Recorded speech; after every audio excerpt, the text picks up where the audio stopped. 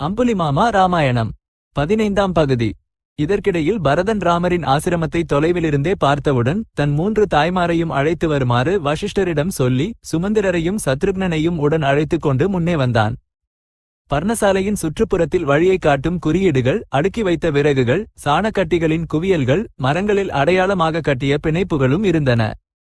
விரைவிலேயே பரதன் பர்ணசாலையை அணுகி அதன் வடகிழக்கு புறத்தில் அக்னி வேதிகையை பார்த்தான். பின்னர் பர்ணசாலையில் தவசி வேடத்தில் இருந்த ராமரை பார்த்தான். அருகிலேயே சீதையும் லக்ஷ்மணனும் இருந்தனர்.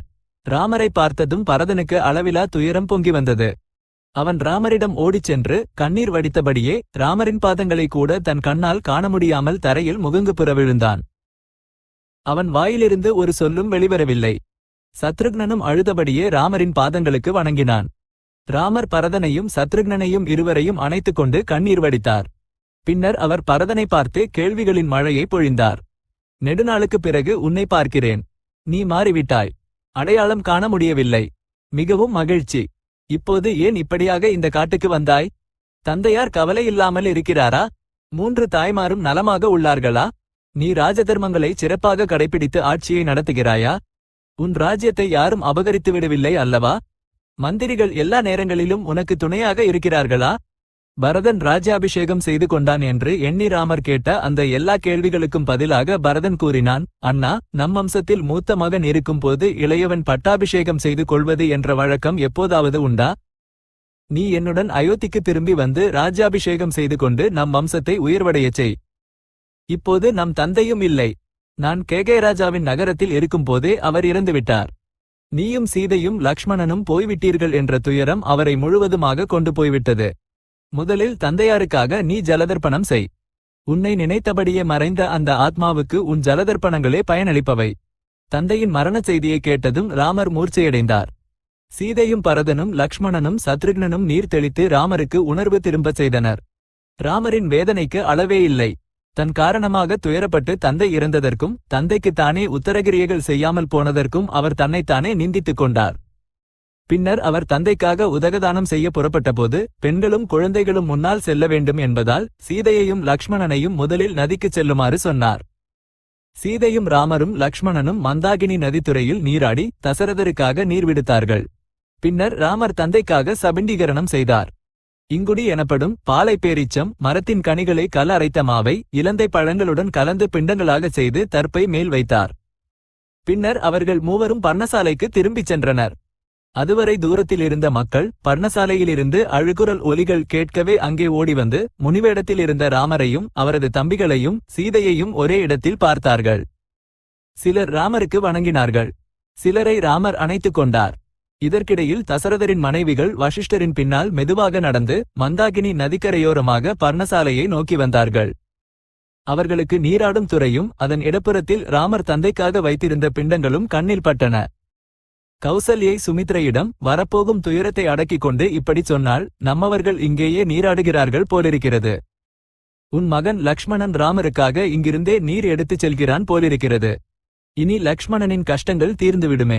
பரதன் ராமரை அழைத்து வந்து ராஜ்யாபிஷேகம் செய்து கொடுப்பான் அல்லவா? இந்த இங்குடி கல் அரைத்த மாவு பிண்டங்களை பார்த்தாயா? பூமண்டலம் முழுவதையும் ஆட்சி செய்து தசரத மகாராஜாவுக்காக இத்தனை பிண்டங்களா? இது விதியல்லாமல் வேறென்ன? அப்பாவி ராமர் தானே இதையே உண்டு கொண்டு இருக்கிறார் போலிருக்கிறது. நினைத்தாலே என் இதயம் பிளந்து போகிறது. அவர்கள் பர்ணசாலையை அடைந்ததும் ராமர் எழுந்து 3 தாய்மாருக்கும் சாஷ்டாங்க நமஸ்காரம் செய்தார். சீதையும் அவர்களுக்கு வணங்கி எதிரில் நின்றாள். வனவாசத்தால் சுருண்டு போயிருந்த சீதையை கௌசல்யை அணைத்துக் கொண்டு, ஜனக மகாராஜாவின் மகளாகவும் தசரத மகாராஜாவின் மருமகளாகவும் இருந்தும் உனக்கு இந்த வனவாசமே கதி ஆனதா மகளே என்று மிகுந்த வேதனையுடன் புலம்பினாள். ராமரும் வசிஷ்டரும் அருகருகே அமர்ந்திருந்தார்கள். ராமருக்கு மறுபுறமாக பரதனும் மந்திரிகளும் நகரின் முக்கிய பிரமுகர்களும் அமர்ந்திருந்தார்கள். பரதன் தன் வருகையின் நோக்கத்தை வெளிப்படுத்த வேண்டிய தருணம் வந்தது. அவன் என்ன சொல்லப் போகிறான் என்று அனைவரும் ஆவலுடன் கேட்டுக்கொண்டிருந்தார்கள். ராமரே விஷயத்தை தொடங்கினார். பரதா, நீ ஜடைகளும் நார்பட்டைகளும் கருப்புமான் தோலையும் அணிந்து இந்த காட்டுக்கு வந்ததற்கு காரணம் என்ன?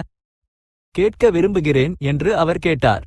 பரதன் இப்படி சொன்னான், நம் தந்தை உன்னை காட்டுக்கு அனுப்பி உன் பிரிவை தாங்க முடியாமல் காலதர்மம் ஆனார். அவர் இப்படி பாவச் செயலைச் செய்ய தூண்டியவள் என் தாய் கைகேயி. அதற்காக அவள் நிச்சயம் கொடிய நரகத்தை அனுபவிப்பாள். அவளின் மகனான என்னை நீ அருள் கூற வேண்டும். வந்து ராஜாபிஷேகம் செய்து கொள். இதற்காகவே நம் தாய்மாரும் இந்த மக்களும் உன்னை தேடி வந்திருக்கிறார்கள். அவர்களின் வேண்டுதலை நிறைவேற்று. இத்தனை பேரின் விருப்பத்தை தள்ளிவிடாதே. இவ்வாறு சொல்லி பரதன் தன் தலை ராமரின் பாதங்களை தொடும் வகையில் சாஷ்டாங்கமாக விழுந்தான். ராமர் பரதனை அணைத்து ஆழ்ந்த நிச்சுவாசம் விட்டபடியே கூறினார், மகனே, நீ சிறுபிள்ளைத்தனத்தால் உன் தாயை நிந்தித்து விட்டாய். மூத்தவர்களுக்கு இளையவர்களை எப்படியும் கட்டுப்படுத்த அதிகாரம் உண்டு. தசரதருக்கும் என்னை காட்டுக்கு அனுப்ப அதிகாரம் இருந்தது. தந்தை மீது வைத்த மரியாதையைப் போலவே தாய் மீதும் மரியாதை வைத்திருக்க வேண்டும். மூத்தவர்கள் என்னை காட்டுக்கு போகச் சொன்னபோது நான் ராஜ்யம் எப்படி செய்வேன்? நீ அயோத்திக்குச் சென்று ராஜ்யம் செய்ய வேண்டும். நான் நார்பட்டைகளை அணிந்து வனவாசம் செய்ய வேண்டும். இது நம் தந்தை மக்கள் முன்னிலையில் நிறுவிய விதி. 14 ஆண்டுகள் வனவாசம் முடிந்த பின் தந்தையின் ஆணைப்படி ராஜ்யம் செய்வேன். தந்தையின் ஆணையை நிறைவேற்றுவதை விட ராஜ்யம் ஆள்வது எனக்கு பெரிதல்ல. அந்த இரவு அப்படியே கழிந்தது. மறுநாள் அனைவரும் நீராடலும் ஜப ஹோமங்களும் முடித்துக்கொண்டு மீண்டும் ராமரை சுற்றி வந்தனர். யாரும் பேசவில்லை. அந்த மௌனத்தின் நடுவே பரதன் ராமரிடம் சொன்னான், என் தாயை மதித்து எனக்கு ராஜ்யம் கொடுத்தாய். அதை உனக்கே தருகிறேன். பெற்று சுகமாக ஆள்.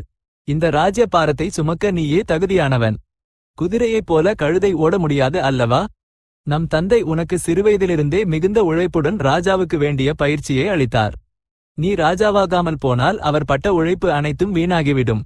பரதன் சொன்ன இந்த வார்த்தைகளை சுற்றி இருந்தவர்கள் மிகுந்த மகிழ்ச்சியுடன் வெளிப்படுத்தி பாராட்டினர். அப்போது ராமர் பரதனுக்கு சிறிது தத்துவ போதனை செய்தார். உயிர்களுக்கு மரணம் நிச்சயம். மனிதன் எந்த வேலை செய்தாலும் ஒவ்வொரு கணமும் மரணம் அருகே வந்து கொண்டே இருக்கிறது. முதுமை வந்து வலிமை இழந்தவன் செய்யக்கூடியது ஒன்றுமில்லை. இளமை இருக்கும் போதே ஆத்ம விசாரம் செய்ய வேண்டும். கடந்த கணம் மீண்டும் வராது. இறந்தவர்களுக்காக எவ்வளவு வருந்தினாலும் பயனில்லை. எந்த உயிரும் தன் விருப்பம் போல் நடக்க முடியாது. தசரதர் பல புண்ணிய காரியங்களை செய்து ஸ்வர்க்கத்துக்கு சென்றார். ஆகையால் பரதன் மனக்குழப்பத்தை விட்டு தந்தையின் ஆணையை சிரசாவகித்து தந்தையின் பாதையிலேயே நடந்து ராஜ்யம் செய்வதே தர்மம். அதேபோல் ராமர் தந்தையின் ஆணையை மீறாமல் வனவாசம் செய்வதே தர்மம்.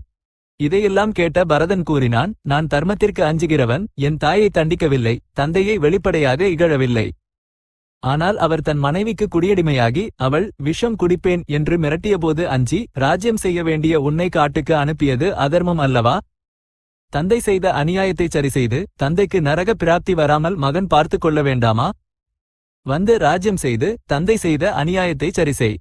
ராமர் அதற்கு எவ்விதமும் ஒப்புக்கொள்ளாமல் கைகேயியை மணந்தபோது தசரதர் தன் மாமனாரிடம் அவளுக்கு பிறக்கும் மகனுக்கே பட்டம் கட்டுவேன் என்று வாக்கு அளித்திருந்த செய்தியை சொன்னார். அப்போது அங்கே இருந்தவர்களில் ஜாபாலி என்ற பிராமணன் ராமரிடம் சொன்னான், மூடனே, யார் தந்தை, யார் மகன்? இறந்தவர்களின் திருப்திக்காக திதி வைப்பவர்களும் இந்த உலகத்தில் கஷ்டப்படுபவர்களும் மூடர்கள். பரலோகம் எங்கே இருக்கிறது? நீ போய் மகிழ்ச்சியாக ராஜ்யம் செய்து சுகமாக இரு. ஒவ்வொரு உயிரும் தனியாக பிறக்கிறது, தனியாகவே இறக்கிறது. வாழும் காலமெல்லாம் இந்த உலகம் ஒரு மஜிலி.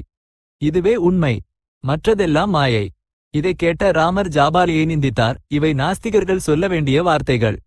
நீ நாஸ்திகன் என்று அறியாமல் நம் தந்தை உன்னை அருகில் வைத்தார். வசிஷ்டர் இடையில் வந்து கூறினார், மகனே, ஜாபாலி நாஸ்திகன் அல்ல. உன்னை ராஜாபிஷேகத்திற்கு ஒப்புக்கொள்ளச் செய்வதற்காகவே அவன் அப்படிச் சொன்னான். வசிஷ்டரும் ராமர் பட்டம் கட்டிக்கொள்ள வேண்டும் என்று மிகுந்த அளவில் வற்புறுத்தினார். அப்போது ராமர் தன் நிச்சயத்தை மாற்றவில்லை.